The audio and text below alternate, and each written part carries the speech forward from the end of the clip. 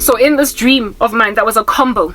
God was showing me, essentially, I was in like my apartment, right? The last one that I had, the apartment of which I was made to lose at the beginning of my new life. I was going to get everything new, friends, family. I was going to build everything from scratch because of the way that I was treated by those in my past. And those in my past, so it fit to drag me backwards and keep me locked. And because it was in the Lister building that exploded in 1990 whatever, right? God was showing me that this time around, South Africa is not going to be given a chance. The Lord in that dream was showing me that this time around, the explosion that was set off on that ANC building in 1990 whatever, this time around, the Lord will allow it to bomb the whole building, because he is not going to salvage the country. For what? For who?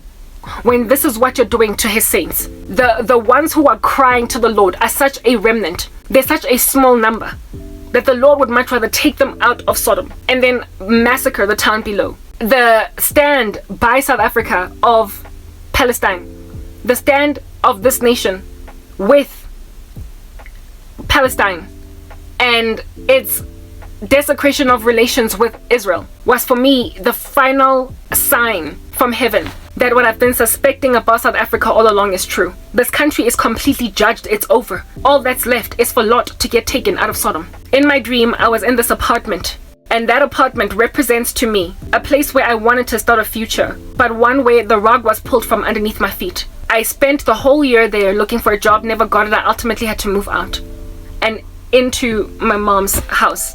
I ultimately had to lose everything. It was a place where I was going to start a new life. I was going to start a new life. Do you understand me? And my country refused that I should. When that is where you stay, God is not going to give you success anyway, because if he gives you success, they're only going to keep sabotaging you in the future. They're going to make sure you can't work. They're going to make sure that you can't work okay. Well, your bosses, the same issues that you experienced prior to losing everything, you're going to endure them again. Your bosses are going to give you bad appraisals even though you were really good. Colleagues are going to pretend your work is not good. They're going to sabotage you. People are going to pull rugs from underneath your feet. You're going to work for a company that's full of sorcerers for employees that keep on bashing each other with witchcraft just to get ahead. You're going to be living in a circus, Tortuga, and it's going to make you look bad. And I am not in the business of making my Christians look bad. I'm in the business of making my innocent believers look obviously, mistreated. That's what I do. My Christians suffer, but when they suffer, they are obviously innocent. That's what I do for my believers. Their vindication is clear. Commit your ways to the Lord and you will do this. He will make your righteousness shine like the dawn and the justice of your vindication like the noonday sun. So God was basically showing me with that he has no intention of letting his Christians look bad in a way that cannot be easily disproved. It's like those who are lying about the believer have to look really crooked. Like the evil has to be stark very clearly. And when then people glide over their wickedness, their land that is ignoring their wickedness then also is made to look shabby. It is made to look shoddy. The land that is disregarding an obvious travesty is made to look like a land full of miscreants. It is made to look like a land full of bandits, like a dishonest country, like a pirate land. Do you understand? A pirate land, like where everybody is crooked. Everybody does what is right in their eyes. In other words, a country that is made to look like Sodom, while Lot and his wife and the children are obviously innocent in a very evil land. That's how God gives vindication to Christians. Even though our justice is refused us, we are nonetheless innocent in a very obvious way. In a very obvious way. If you think about cases of Christian persecution across the earth, especially from nations that hate God, like India or Iran, the Christians, the only reason the cases make the media is because the Christians are so obviously innocent while being afflicted by a mob that is entitled to their destruction, that the international media cannot help but stand with the Christians. That's how God vindicates believers. So he makes his children obviously innocent in a climate of an angry mob that is obviously wrong and is buzzing like an atom on the spot, trying to make everybody believe that they're right, but they can't possibly get that right because anybody at all that looks in sees the facts for what they are, and so comes to a conclusion that barbarians have attacked an innocent people. That's how God vindicates believers. And that's exactly how he's vindicating me. I am obviously innocent, and my land is looking barbaric. And if at all my case were to ultimately get heard and shouted on the rooftops, South Africa would be looked at with people wagging their heads on some, how could you? Who does that to their own people?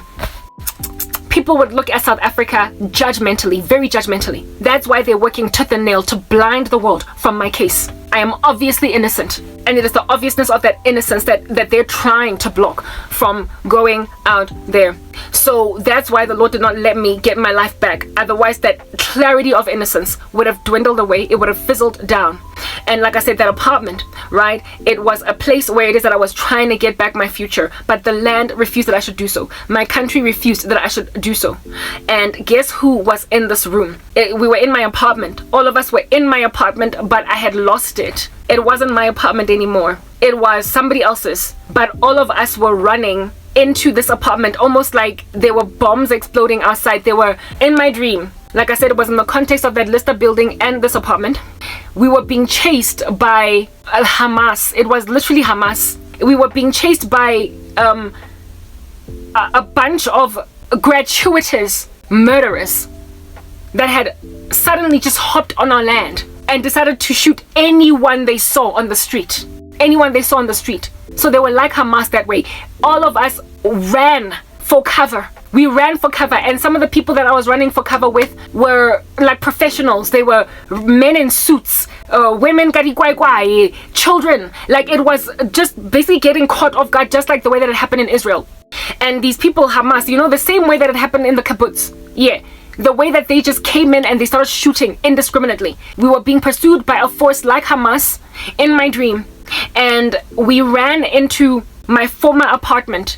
And the owner of that apartment was willing to let us come inside, because in and of themselves they were shocked by the sudden attack.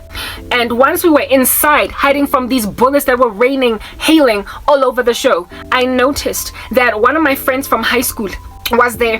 One of my former friends from high school was there, right? And in this dream, she was still competing with me. Like, it was so ridiculous. She was literally, we were all running away from gunfire, and there was a girl, some chick that like, she married some dude that really messed her up, and then she ended up getting divorced, type setup thing. Or like, he used to beat her up, like blah blah. And when I tried to reach her for Christ, she ended up turning all sour and bitter because she was already divorced, and so decided to use witchcraft on me. Yeah, it was that friend. And in my dream, she was literally still competing.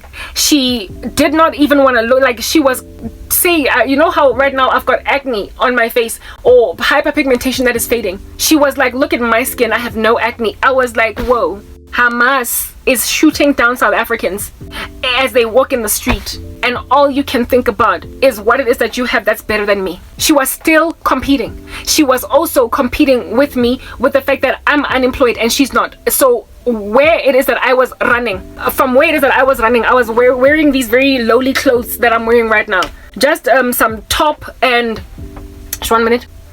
These lowly clothes that I'm wearing right now, just some top and some pants. I looked lowly in my dream. I looked lowly. But she was caught from work. It's like she was in the office when this attack happened. And so she was running from a place where she was, like, you know, suited up or on some tip like that. And so as soon as we found safe haven temporarily in this person's apartment that looked like my old apartment, and it was also in the apartment building being bombed, as it is antagonizing basically the ANC's historical headquarters.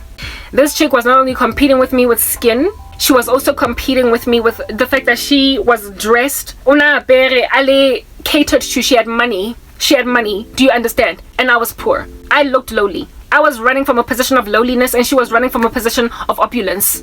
And she was looking at me like I was substandard to her. While bullets were flying outside. She made me so sad in my dream. That was God showing me Stalker has risen again. Never mind, Stalker has risen again, but God was showing me that South Africans are somewhat starting to feel the attack on the country by an enemy force, but they're still inappropriately responding to the emergency at hand. They're still inappropriately responding to the emergency at hand. This chick was still competitive, even though in and of herself she was running away from Hamas. And the people in this room, as they were busy kutsaring, she was showing me her outfit. That's the thing about witches. Remember I told you, when I made a joke in the beginning part of this particular discussion, that witches are like Zoom in the Flash, who want to destroy the multiverse except for Earth 1, because he wants somewhere to hang his coat. They destroy their country, and they hope that their country is going to be okay, just exactly where it is that they're going to hang their coats. Only the ecosystem where they're hanging their coats, let that be okay, but everything else, destroy it. It's gonna come to you at some point. Here is this chick that's hoping that South Africa is going to be maintained only in her ecosystem where she hangs her coat, while everything else gets decimated. But now she was running away from a destructive force that was able to infiltrate the country because of a security, just like what Hamas did in Israel, because of a security failure on the part of the Israelis. It was an intelligence failure in the West way on the part of Israel.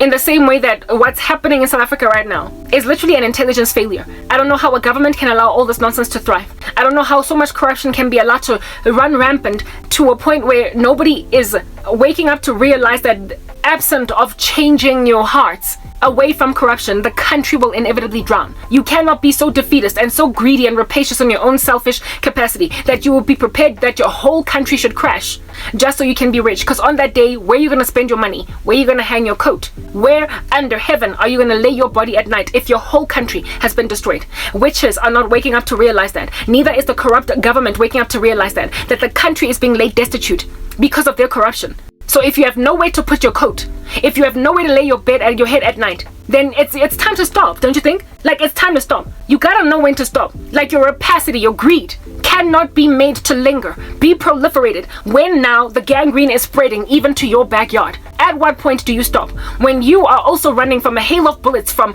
people who were able to pierce through your border fence due to your intelligence failures. At which point are you, as a little criminal and embezzler, you who is a money launderer, at what point are you going to stop laundering money from an economy that is literally utterly getting devastated? It is dying. The whole country is dying. At what point are you going to say, okay, I've got enough gold now in my bag, let me at least make sure that the country doesn't collapse, because if I steal one more gold coin, the whole country will collapse. This chick was unable in my dream to get to that place where now we all gotta be sober, because look, thanks to this intelligence failure on our part, Hamas has now broken through the fence and is shooting innocent men, women and children in the kibbutz and at a music festival. That under heaven is what is going on. Hamas rocked up, all of us were running, but this chick was still competing. The Lord was showing me the state of the nation. He was showing me that, Karabo, the reason I didn't give you a job is because if I did, you were gonna have a hard time in corporate. You were always gonna be miserable. You were always gonna have somebody throwing bullets at you, preventing you even from getting married. And if you got married anyway, your wedding was gonna be barely attended. You were also gonna miss everybody that you ever loved not being at your wedding. You were going to be sabotaged at that wedding. Your marriage was going to be hard because of the level of attack that people would have constantly thrown at you because you're Christian. I did not give you breakthrough because your life was going to be hard in breakthrough. You cannot live in a country like South Africa as a Christian successfully. I did not give you prosperity because if I did, they were going to come against you and they were going to sabotage you with their wickedness. And evidence of it is the fact that in my dream, I was seeing a woman who was under attack, as was I, and yet she was still competing. She was still competing. At some point, as we were hunkered down in this house that was no longer mine, in my dream I was in so much nostalgia and sorrow because this house was no longer mine, right? It belonged to somebody else and it had somebody else's furniture in it, and one of the couches was blood red, and blood red in my dream always represents witchcraft. So whoever it is that was living there was also a practicing witch. And my former friend in the dream was also priding herself in the fact that I had lost that apartment. It was mine at some point and glorious with God's grace in it, and now it was inhabited by an unbeliever that was also into witchcraft. Nonetheless, that same unbeliever, because the whole country was under attack, he allowed people to come in his house, but his house stopped being safe. That home, that place, it stopped being safe. So essentially God was showing me the same bomb that was thrown on the list of buildings in the 90s against the ANC to prevent progress in the country, that I blocked from finishing its job. This time around, I'm gonna let it finish its job. This time around, I'm not going to spare South Africa from destruction. This time around, I'm going to let South Africa fall into civil war. This time around, I am going to let them endure the wrath of their enemies. I am going to allow the devil to lay this place destitute. I told you, judgment is here in South Africa. It is here. And it is likely very ironic that Hamas was used in my dream, because South Africa is also gone. It's a whole Muslim takeover in this country. It's a Christian nation, but there is a Muslim takeover happening. And thanks to the Muslim takeover, the national gem that is Christ that we had, he is leaving. And when then you're left with just an empty shell of religion without true Christianity, you are on that day a Muslim nation. And who in the world is truly happy in a Muslim nation? Go ask me if women there are happy. Go ask me if men there are happy, especially when they are subjugated to the tyranny of very hard knock Sharia law. Muslim nations do not produce happy citizens. It's that basic. There's a lot of authoritarianism in the sky. Lots of fascism. Yet they claim themselves a religion of peace. So if at all you're getting taken over by a Muslim force in a country that's going to convert the whole nation into a Muslim country, women are going to have their rights decimated. You're going to have like a religion operating in your country that leaves no one freedom to be themselves. No one. And men are then also allowed to pontificate themselves unto an unfettered and undisturbed misogyny, like a chauvinism that they get away with. South Africa is already suffering from gender-based violence. So if the whole country gets converted to Muslim, if it starts to grow in its Muslim population, then these chauvinistic males all over the show that are also murderous, full of like gender-based violence, they are going to feel justified to massacre women even more. Our country has been handed over to the dogs, guys. It's like literally that bad. And in this house that we were at, chilling in this like, I guess, witch's house, hunkering down, we got intelligence, understanding in my dream that I'm probably not going to manage to work out today because of these conversations. And besides, I'm backlogged like ridiculously. I gained intelligence in my dream, understanding that what is this? That Hamas has located where we are hiding. That where it is that we're at, they're gonna come and finish every last one of us off. That they're gonna come and finish every last one of us off. That's when we knew we had to go. We had to leave. We had to leave. We could not stay there for any amount of time. Otherwise, we were as good as dead if we stayed there. Right? When then that decision was made, all of a sudden one of my classmates from high school grade 8 and 9, who was a Jewish girl, rocked up and she grabbed me by the hand before I had exited the house to run. Right now it was every man for himself. And she was like, Karabo, talk to me, what is wrong? Talk to me, what is wrong? And in my dream I was like, it's nothing. I wouldn't tell her. This chick is a Jew. What God is showing me is that Jews in South Africa are starting to ask the right. God was showing me with that, like this chick, I told you that this chick from my high school, that was a classmate of mine, and she was Jewish, right? When I was leaving, she grabbed my hand. She popped up from out of nowhere, grabbed my hand, and was like, Karabo, talk to me, what's going on? And I was like to her, nothing, it's nothing. Because I was in a rush to just run, and I was also very heartbroken from what this friend of mine had done. I didn't want to talk. But what God was showing me is that Jews in this country, maybe across the world, they are starting to ask the right questions because they are noticing an increase in anti-Semitism across the world. And South Africa has officially declared itself as an anti-Semite. It has officially declared itself as an anti-Semitic country. And Jews in the country are worried about their future because of the proclamations on the rooftop by Cyril Ramaphosa against Israel. It's like, what is going to become of us as Jews, especially if they're trying to disband the Jewish embassy in the country, making it impossible for Jews to have safe asylum or haven in this country anywhere. This chick was a Jewish girl and she was trying to get information out of me, but I was so distracted and I was also in so much pain and out of it that I didn't want to talk. In my dream, I didn't want to talk. Yeah, South Africa, long story short, what I'm trying to explain to you is that you have put Jews on the edge of their seats. And any country that puts Jews on the edge of their seats is judged.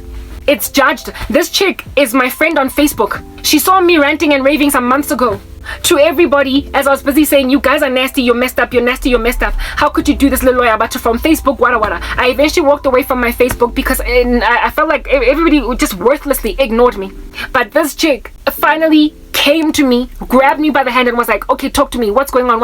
I want to hear what you have to say. I want to hear what you have to say. What would cause a person that just like everybody else who ignored me on Facebook suddenly want to be like, okay, what's going on? Tell me.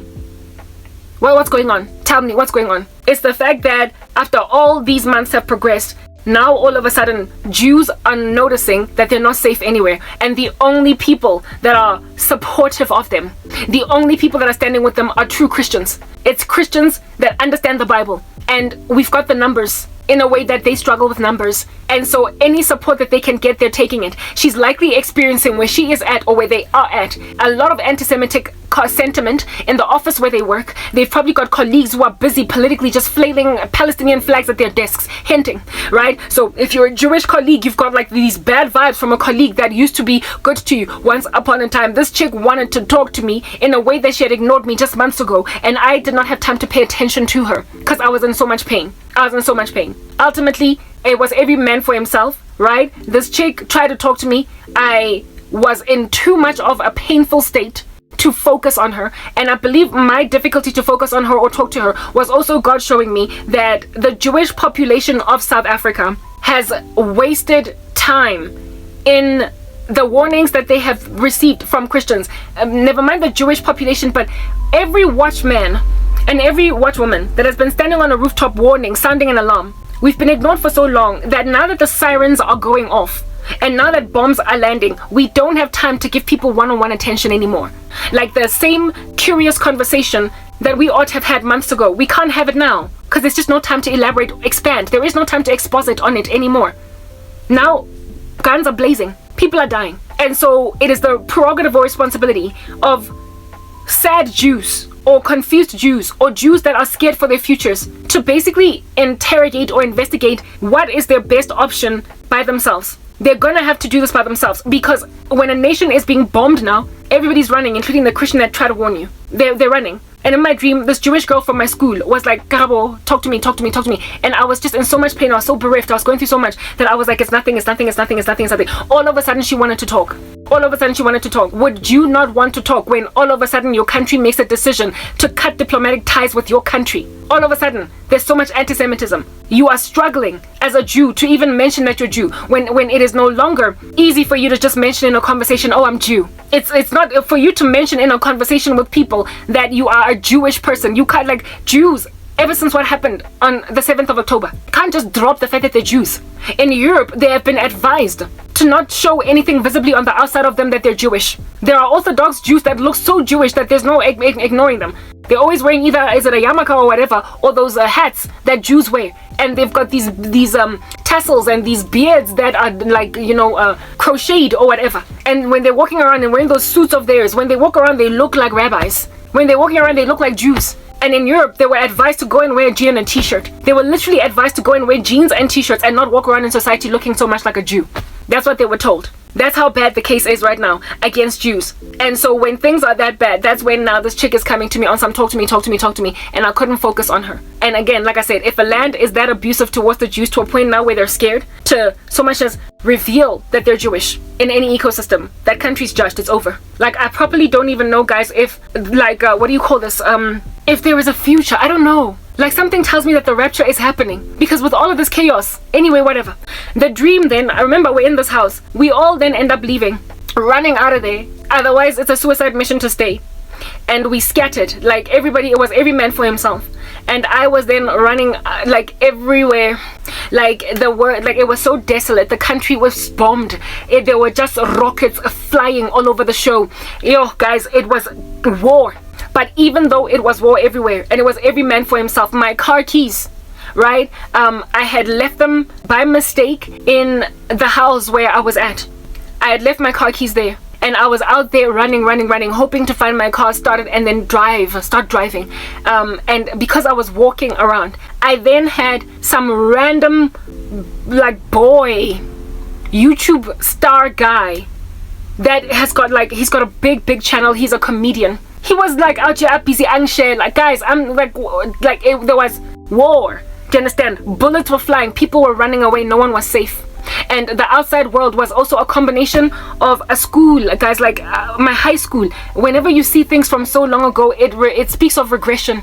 it speaks of witchcraft. It's just, yeah, it was like a maze made up of my old high school and like some horror movie that I once saw, also a school there. Like, yeah, guys, yeah, anyway, it was a horrible ecosystem. And I meet this guy and he starts to like literally shella me in the middle of this chaos. That was God showing me, asking me out. That's what shella means. That was God showing me no one is responding appropriately to the calamities about us. No one is appropriately responding to the dangers around. Literally, absolutely nobody. Men, like, nobody is serious. Nobody sees this forward. Remember my friend was still competing with me. Here it is that this guy that's a big YouTuber, he was shellering in the middle of bombs, like flicking at rockets flying, bullets hailing, members of Hamas just indiscriminately shooting people around in the street. And this guy was like asking me out.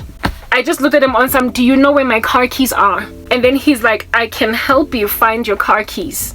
I can help you find your car keys if you go on a date with me. I just rolled my eyes. Basically, my car keys represent ministry. Car keys represent ministry. Do you understand? So car keys is basically something that is supposed to start or ignite ministry. And I had left my car keys behind.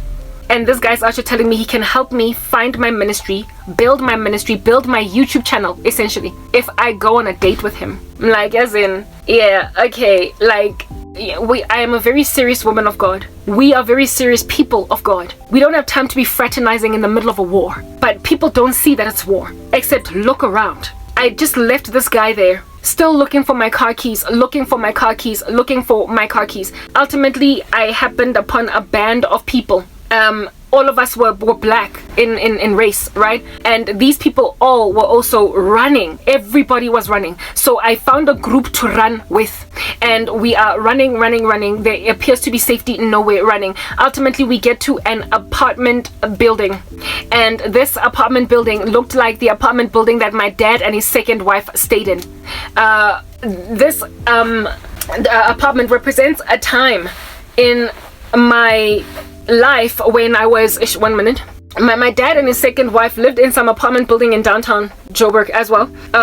Once he did get, I guess, remarried and what have you, and there was a lot of cognitive dissonance from that marriage coming together, right? A second wife in a dream also represents compromise against what God would have you actually do. It represents greed and rapacity that makes you put away your first love in order to enjoy the breasts of another woman. The Bible says you must always love the woman of your youth. May her breasts ever satisfy you. May you ever be intoxicated with her love. So marriage and remarriage is something that God is entirely against. I can't say that enough.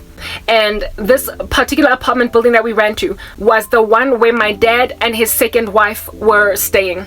And it was also a combination of an apartment of this one former friend that I had that also was a little witch, that was dating this one white chick when I was at Wits. He was a black guy and he was dating a white chick, and they lived in this apartment. This apartment was a combination of the apartment of that guy, and it was also a combination of the apartment of my dad and his second wife. Okay, now that you've understood that, we ran to this apartment and it was empty, right? Not empty of furniture, but there was no one there. There was no one. And so we were like, guys, let's come in here and find rest, because we've been running all day. We're exhausted. We need somewhere to sleep and rest. We need somewhere to rest. And so we come into this apartment. It has nobody in it. And so we tell ourselves that, you know, like the three little bears, some like Goldilocks. Yeah, we were like Goldilocks. We rocked up and we decided to just make ourselves at home inside this house. And we were starting to relax. We were starting to even doze off and sleep. We were starting to find peace until some, like, it looked like they could have been like young white like people. It was like a group of Gen Zs. Yeah, a group of Gen Zs, right? Or maybe like very latter part millennials, like very, a group of Gen Zs. They look like they could be no older than 23, 24. A group of Gen Zs the white Gen Zs, they were white in color in particular. That was something that had to be highlighted. Okay, remember, we're all in South Africa now. And then they basically, we locked the door, right? Because remember, we're running away from Hamas, we're running away from threats and what have you. And so we locked the door once we came in. The door was wide open. We went in, we locked the door. And so when they tried to come in, when they tried to just easily come in, they couldn't. And then they went around and noticed from the window of the bedroom where we were sleeping, all of us, that Hebatung, these blacks, that's what they were saying in the dream. They were like, who are these people? Like, there's like a whole, like there's like 5 or 6 black people sleeping on our bed. Like, what's happening? What's going on? And we saw them at first when they were like peeping into the window, and they looked at us on some, what are you doing, right? And we just looked at them on some whatever, because they did not knock hard and insist on coming in or telling us, get out, it's our house or whatever. We thought that they were just eavesdropping, like peeping into a house that they ought not be peeping into. So we wrote them off. And we still continued to sleep and rest until ultimately they came back around again. And they were like, go, get out of our house. Get out of our house. And that's when we were like, oh goodness, guys, this house actually belongs to those kids. Okay, fine. So we got up, right? And as we were getting out of this bedroom where we were sleeping, the owner of this house, which was a white male, was like, you guys better be grateful that I'm not the type of person to call police on you blacks. You guys better be grateful that I'm not the kind of person to call the police on you, otherwise you'd be arrested for trespassing on our property. And we were supposed to feel grateful or something for that, while his friends were looking at us, or his siblings, whatever it is that they were, looked at us on, just wagging their heads on some, how could you come in? Now, what in the world was that part of the dream describing to me? What was God showing me? In South Africa, there is indeed a problem because of the observation of the defeatism of black people. White folk, I've already told you guys this in a dream before. There's a dream that I got some time ago. By some time ago, I mean like 2 or 3 months, really. It's not even that long ago. Yeah, where it is that I saw in Cape Town, there being what do you call this? There was like a coven started, a cult, like started by Gen Z, white kids. And the purpose of the coven, it was in I told you it was commenced in Cape Town. The purpose of it was to basically right the wrongs of these Gen Z's parents, because they imagined that there were two namby-pamby being pulled by the ear by the South African black majority and the South African black government that has basically, subdued white people to the tyranny of a corrupt government. That in the absence of black people stopping this defeatism, they have, because of their proliferation of literally their insanity. Do you understand what I'm saying? Because of the proliferation of black people's insanity, white kids have made an observation that if they're gonna salvage their future, if they are going to keep their future in a country that is majority black, where their parents are scared to speak about what's wrong, lest they should be accused of being racist, that if they don't take matters into their own hands, they're gonna lose this entire country. And so they literally created for themselves a cult where they're going to reorder or refashion events in order to prevent themselves from being stolen from a portion of their country by black people who are defeatist and can't even take care of themselves. Like, they have a mindset that black people can't even take care of themselves, and upon making an observation of the defeatism of black people, then took matters into their own hands as youth, as kids who thought that their parents were too namby-pamby to deal with the black defeatism. I've explained that dream to you guys before. So there is a whole looming threat coming from Cape Town of a whole coven of kids that would not have ended up racist if they had not made an observation of the black government's and black people's self-destruction. I have spoken about this over and over and over again. There are too many blacks in South Africa to be ignored, and so everybody else is subjugated to the tyranny of their insanity. And if at all nothing gets corrected, if black people don't repent, they're going to spur up racism in the hearts of kids that were not raised racist. They were not raised to hate blacks. They were not raised in an ecosystem where they were taught an evil ideology. They just concocted one from simply making an observation that their parents are letting stuff slide out of fear, while in and of themselves they felt like they're strong enough, they're the future, they are brave, and so they're gonna take South Africa back, whether or not blacks like it. And these kids were like that. These white kids were like that. They were made racist by the observation of a defeatist black population. Whoa.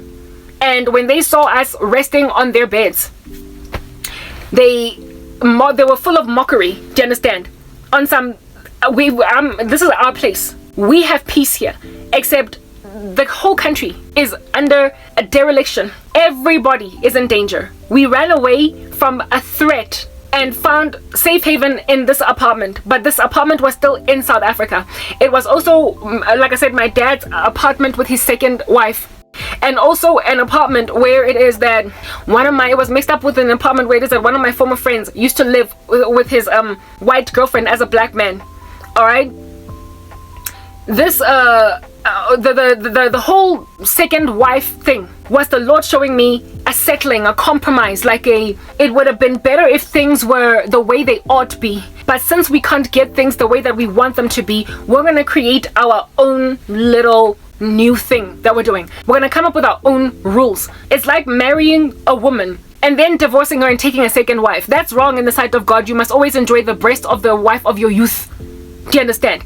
According to God, one wife, and that's one wife only, otherwise you commit adultery. But when you are so dissatisfied with your first wife that you can't deal, you then take a second wife and then make a doctrine. You create a doctrine. You innovate. You invent new ways to sin. You come up with a way to basically still be safe in the sight of God while committing adultery for the rest of your days. That's what a lot of remarried people are like. They know what the Bible has to say about marriage and remarriage, but they want a God in their own image. And so they go on right ahead and manufacture him. They go on right ahead and create him. And these kids had created a rhetoric in their own image that is going to correct the ills of South Africa. These kids had created a rhetoric in their own image that was then going to remake South Africa, except they only get one South Africa. Just like you only get one wife. Unless she passes away, then only can you go and grab for yourself a second wife. Do you understand what I'm saying? Yeah, so these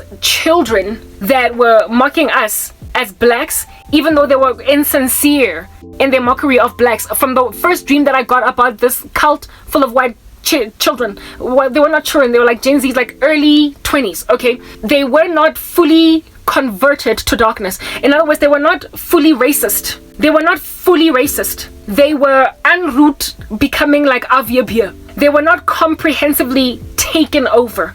And the reason why they were not comprehensively taken over by a racist ideology is because they were not raised racist. They were not raised in ecosystems where they would hate black people. They also had grown up as children among black people, had black friends as kids, but they ended up getting embittered as white kids upon realizing that their whole country is being, like the carpet is being ripped from underneath their feet by an irresponsible black government.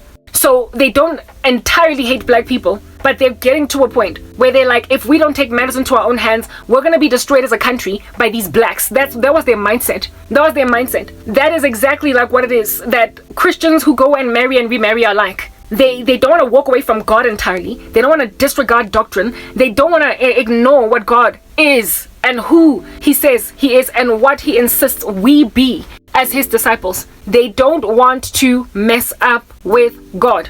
But they also want their bread buttered on both sides, where they feel like they can come up with a doctrine that God won't be too upset with. They're not fornicating, Mus. I'm having sex with my wife, even though it's my third wife. Yeah, that's what it is that these kids were like. They were like I told you, it was like an apartment of my dad with his second wife, but it was also mixed with this one dude that I used to be friends with at Wits, who had a white girlfriend that he was living with. It was a mix of black and white. These kids, these white kids, were not necessarily hateful of black people, but they definitely had a mindset or a doctrine that black people have to be subdued under more like structured leadership. And if you don't build a country that they're going to have to make like a peg and fit into whatever hole we create, they can just go. They can just go. Like just a destructive rhetoric that will ultimately end up in full-on racism. Yeah. So that's why it was a combination of the apartment with the black-white couple as well as my dad with the second wife. Okay, very well. These kids did not kick us out the way that a racist people would kick out blacks squatting in their residences. They knocked on the window and told us to get out. They were not violent. And the one dude even prided himself in the fact that he's not the kind of person to call the police on blacks. So we better be grateful to him. Otherwise, he would have called the police on blacks. So they have got a self-righteousness. They've got a reputation for being alive even though they're dead. They pride themselves in not being mean to blacks, but also insist that they ought to be the leaders over blacks, given that blacks cannot hold themselves in horses. And so when they found us in this apartment, they were like, okay, politely please get out of our house. Politely please get out of our house. We indeed did just that. But after getting us, so basically that was God showing me what the ridiculousness of South Africa has produced out of the youth in South Africa. It has made Gen Z whites, especially in Cape Town from what I saw, try to come up with a South Africa in their own image. But just like with the Bible, you only get one wife that God will recognize. You only get one country. You can't make it in your own image. This is South Africa. Like, it is what it is. Fix the country. Fix your relationship with your first wife instead of getting a second wife. That's what God said. So these kids were supposed to pray and strive for the restoration of their country to a sensible state. Instead, they basically went and compromised and took another alternative diabolical turn to fixing the errors of South Africa. They imagined that they are going to restore white leadership because only white people can take care of a country that has obviously been laid waste by blacks. That was the mindset in there. Anyway, we end up leaving these Gen Zs to live in their apartment together as what they imagine to be responsible whites over blacks. Okay, we get out of this apartment and everywhere it is still hailing bullets. So those kids were also in harm's way. They were gonna get killed if they stayed in that apartment of theirs. They were also gonna get found by Hamas, and they were gonna get shot dead. So no one is safe in this country, including those who think they've got an alternative solution to this black defeatism. We continue to run and run and run, and at this point it's like we don't know what to do. We don't know what to do. And as we are running, do you understand? As we're running, ultimately we happen upon like people carrying like machine guns, right? We see these like people wearing black military outfits, looking like ops people, operations people, and they were carrying machine guns. And we were like, guys, we have ran, but this is the end. We imagined that we were now going to get shot and killed because now we had happened upon the attacking forces, right? And so we just stood there and waited to get killed. When we saw these armed people, we waited to get killed, right? At first we tried to hide from them, right? And then the people saw us, and so when they saw us, we were like, I just stand still because maybe they might take us for hostages instead of killing us. Don't run, because if you try to run, they're gonna kill you. Like, don't run. And then we were made to look around. And guys, remember, this is a sectional title, an apartment building. We looked outside and saw all the other encircling buildings in the city, and on rooftops were snipers. On rooftops were like snipers. What's this, like assassins with snipers, perched on roofs at every corner that you look at. Like, you look left, we were surrounded. There was no running. They were everywhere, like an ant infestation, and they had populated the whole city. And so we just sat there, stood there, and were like, this is the end, I guess. We tried to run, but we can't hide. Until these ops people, these militants, it appeared, were not Hamas, but they were the apprehenders of Hamas. They were the forces that were brought in to apprehend. And guys, whether or not you were happy to hear this, I'm gonna say it because it was in my dream. It was literally the FBI. It was the Federal Bureau of Investigations from the United States of America. These people were FBI agents in South Africa. This was in South Africa. This was happening. These people were not holy. There was nothing wholesome about them. But we understood them as ones that we have peace in them, that they were brought in to deal with the threat of Hamas on the ground, to deal with the threat of this force that's coming from outside, just indiscriminately shooting civilians on the floor. And these guys turned out to be the FBI, and they were wearing these black militant outfits. God was showing me with the color of their outfits that they don't represent holiness or even true salvation, but they are a respite. They are relief. They are relief for the torment that that everybody is endured under by these extraneous attacks.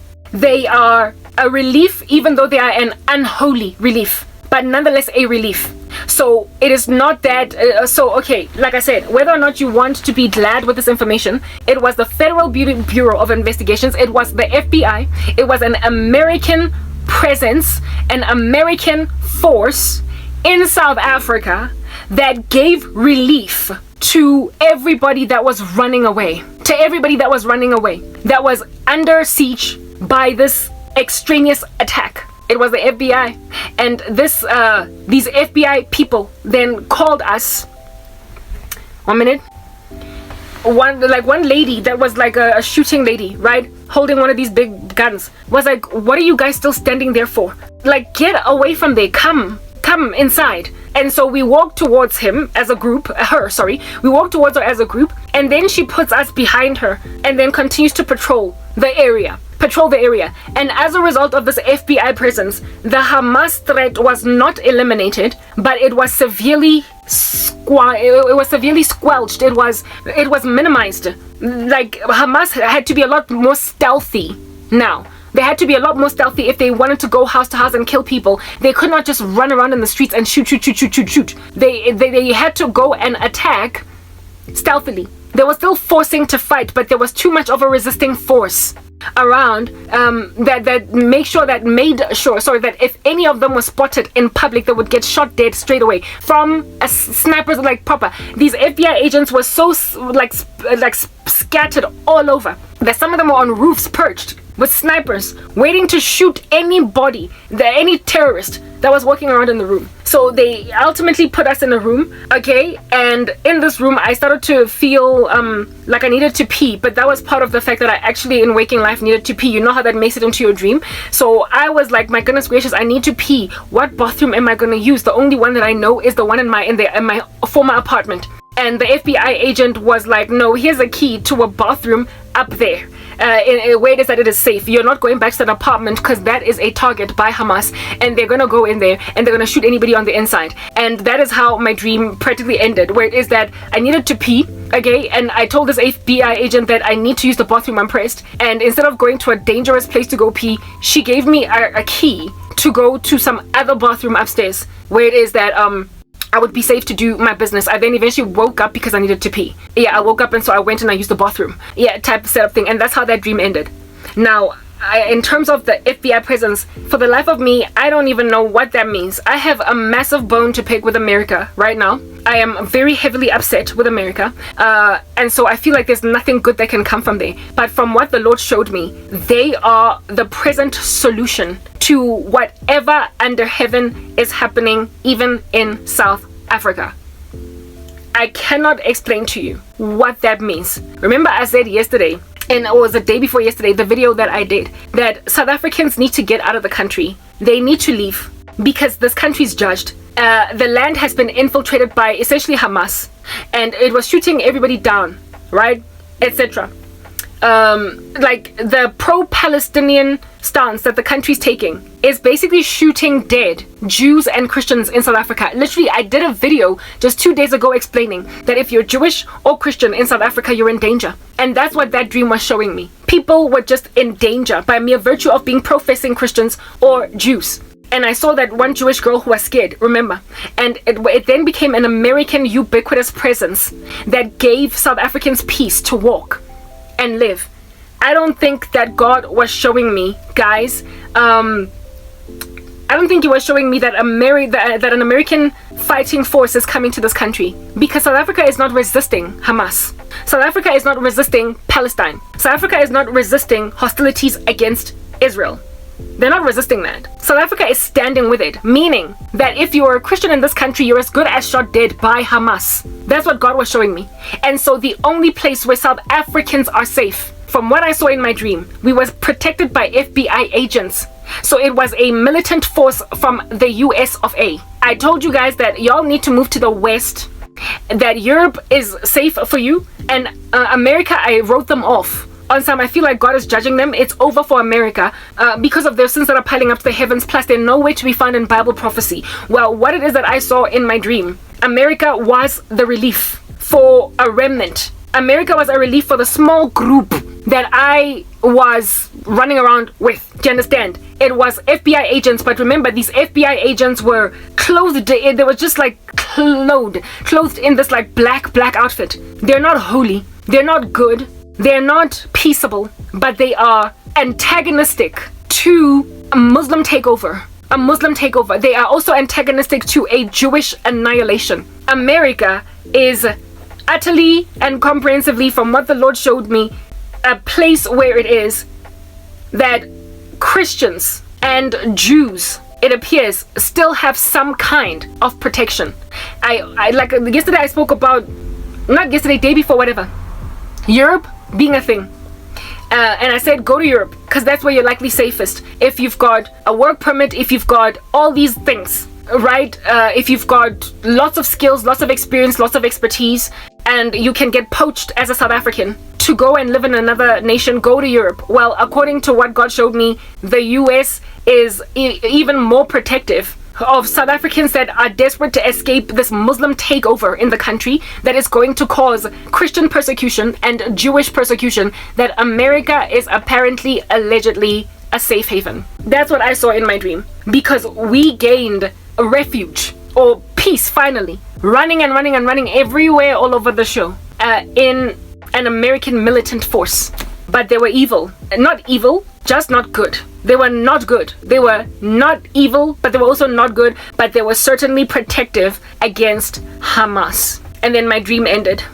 I don't know why God was showing me that's the only interpretation that I can come up with why an American militant force was used in my dream. That's not what I'm saying. Maybe it was God causing me to not entirely give up on America type establishment thing, but I personally, I would not want to move to the US because I watch enough TV or enough news to realize that they're falling apart. But from what it is that God is showing me, like, whatever, he's basically confirmed to me that South Africa is not safe if you're Jewish or Christian. It's not safe. There is a takeover, and the forces that are taking over are weak in comparison to the protective force of from what the Lord shows me the US is. That's all that I can come up with. But what is definitely certain from that dream is that South Africa is besieged, it's beleaguered, and it is being finished off by God because of the defeatism of its people.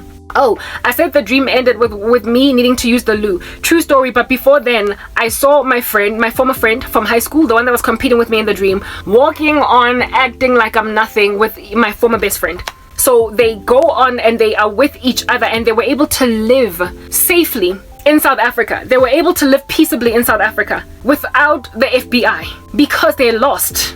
They were walking in the sunset, the two of them still priding themselves on being above me. They were able to like literally walk in the sun, bright, sparking, shining, while everybody else was running away from Hamas. I was in danger with 5 other people alone, while these two started out being in danger and then they ended up being free on the street. That was the Lord showing me. The pagan, the wicked, the unbelievers, they're going to have temporary peace in the country. They're going to be the only ones that are enabled to thrive. They're going to be the only ones that can survive and live and see the next day and the next day and the next day and the next day and the next day. Only ones. But Christians and Jews, you better get out of South Africa. I believe the Lord has shown me that Christians and Jews need to get out of South Africa. And in terms of recommendation, he has recommended America. And of course, you would have to go in via the right channels. Like if you are an accountant, if you are an Elon Musk, go there and offer them your Starlink and they will take you gladly.